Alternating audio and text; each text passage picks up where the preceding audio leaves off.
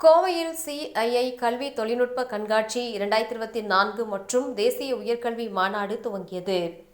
CII என்று அழைக்கப்படும் இந்திய தொழில் கூட்டமைப்பின் முதலாவது CII கல்வி தொழில்நுட்ப கண்காட்சி மற்றும் அதன் தேசிய உயர்கல்வி மாநாட்டின் 8ஆம் பதிப்பு கோவை கொடிஷியா வளாகத்தில் நடைபெற்றது. இந்த மாநாடு 15ஆம் தேதி முதல் 17ஆம் தேதி வரை நடைபெறுகிறது.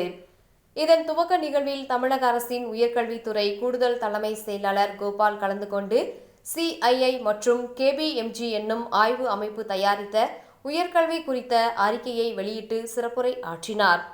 இந்த நிகழ்வில் கோவை ஸ்ரீ கிருஷ்ணா கல்வி நிறுவனங்களின் தலைவர் மற்றும் நிர்வாக அரங்காவலர் மலர்விழி சிறப்பு அழைப்பாளராக பங்கேற்று உயர்கல்வி அறிக்கையின் முதல் பிரதியை பெற்றுக்கொண்டார்.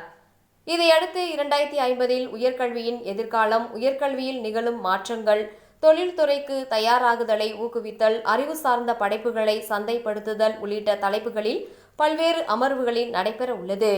மேலும் இந்த நிகழ்வில் பல்வேறு கல்வி நிறுவனங்கள் அவர்களது கண்டுபிடிப்புகளையும் அதன் மாதிரிகளையும் காட்சிப்படுத்தியுள்ளனர்.